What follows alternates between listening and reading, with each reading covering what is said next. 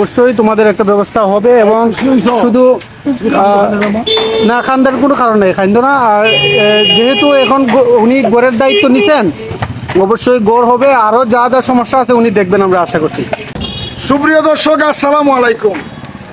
আপনাদের শেয়ারে, আপনাদের কমেন্টে, আপনাদের ভালোবাসায় আজকে দেখেন এই যে চাইর গাড়ি ইট বালু সিমেন্ট রড, আজকে তিনটে এতিম বাচ্চাকে চুনারগড় উপজেলার 10 নং মিরাশি ইউনিয়ন পরিষদের সাততালিয়া কৃষ্ণপুর গ্রামে এই ছোট্ট বাচ্চাটির বাবা মায়ের গর্ভে থাকতে মারা গিয়েছিল। আজকে আমি একটা লাইভ করছিলাম, একটা ভিডিও করছিলাম, এরা ঘর নাই, এদের বাড়ি নাই। আপনাদের সহযোগিতায় ইংল্যান্ড থেকে কাজী ফুয়াদ ভাই 1,10,000 টাকা আমার অ্যাকাউন্টে পাঠিয়েছেন। আমি সাইর গাড়ি মাল, এই দেখেন ওই যে বালুর সামনে এক গাড়ি, ইট এক গাড়ি, এই যে আরেক গাড়ি ইট, এই যে সিমেন্ট রড, মোট 4 গাড়ি, 1,10,000 টাকা দিয়া এই তিন বাচ্চা করলে একটা ফাঁকা ঘর বানাই দিতাম। সবাই কোন ইনশাল্লাহ, কাজী ফুয়াদ ভাই কোন ইনশাল্লাহ। সুপ্রিয় দর্শক, আমি একটা কথা বলি, দেখেন নবীজি মুহাম্মদ সাল্লাল্লাহু আলাইহি ওয়াসাল্লাম বলেছেন যে এতিমদেরকে যারা সাহায্য করবে, এতিমরা এইভাবে যারা বসে কেন আমি দেখাই, এইভাবে এতিমের মাথায় যারা এইভাবে হাত বুলাইয়া দিবে, আল্লাহ নবী ফরমান এতিমের মাথায় হাত বুলাইলে মকবুল হজের সওয়াব আল্লাহ পাক তাদের নামায় আমল দান করবে। কোন সুবহানাল্লাহ।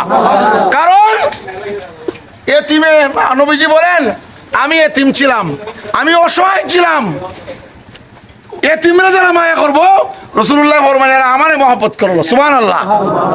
যারা এতিমরে সাহায্য করব, যারা এতিমরে ভালোবাসবো, যারা এতিমরে গড় বানাই দিব, কাল কিয়ামতের মাঠে রাসূলুল্লাহ ফরমাইন 2টা আঙ্গুল যেভাবে একত্রিত, এইভাবে আমার এতিমকে সাহায্যকারী উম্মত আমার সাথে এইভাবে জান্নাতে যাবে। সুবহানাল্লাহ।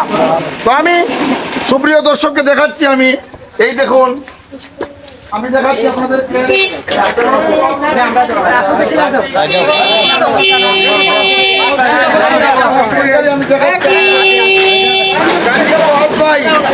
ইংল্যান্ড থেকে আল্লাহ রাস্তে 1,10,000 টাকা দিয়েছেন এতিম সন্তানদেরকে একটা ঘর বানিয়ে দেওয়ার জন্য। তোমার নাম কি তা আম্মু?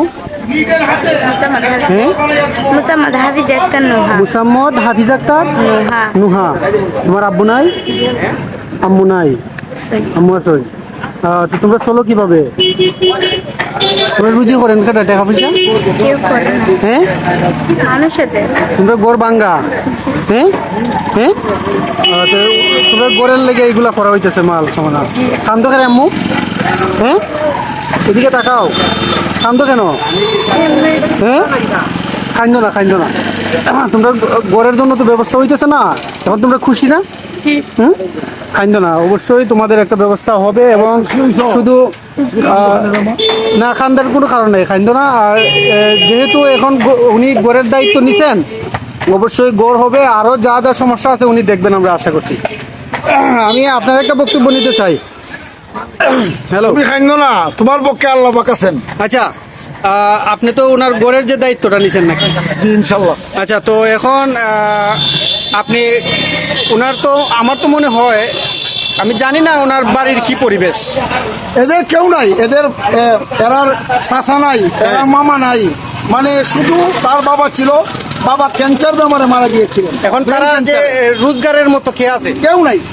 সব জলই আমার একটা আপনার কাছে একটা অনুরোধ থাকবে যে আপনি যেহেতু ঘরের ব্যবস্থা করে দিয়েছেন, অন্তত আরেকটা লাইভ দিবেন যাতে তাদের ভালো একটা অবস্থান করা যায়। ইনশাল্লাহ আল্লাহ সাহায্য করতাম, আমি উচ্ছিল্লা করতাম।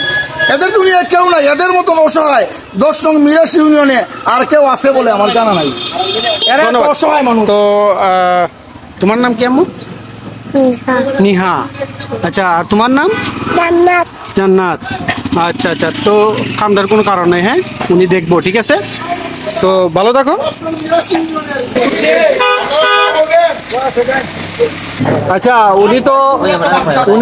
উনি তো আসলে নিজ অর্থায়ন করেন না, মানুষের কাছ থেকে আইনে দেয়, তারপরেও তো গরিব মানুষের পাশে দাঁড়ায়। ইনশাআল্লাহ। এই বিষয়টা আপনাদের কাছে কিরকম লাগে? এই বিষয়টা আমাদের কাছে খুব ভালো লাগতেছে। এই আমাদের মুখলিস ভাইয়ে যেহেতু গরিব গরিব মসজিদ মাদ্রাসাত অনুদান করে, আমরা দেখলে পরে লাইভ দেখলে পরে ভালো লাগে, আমরা শেয়ার করে লাইক করে কমেন্ট করে।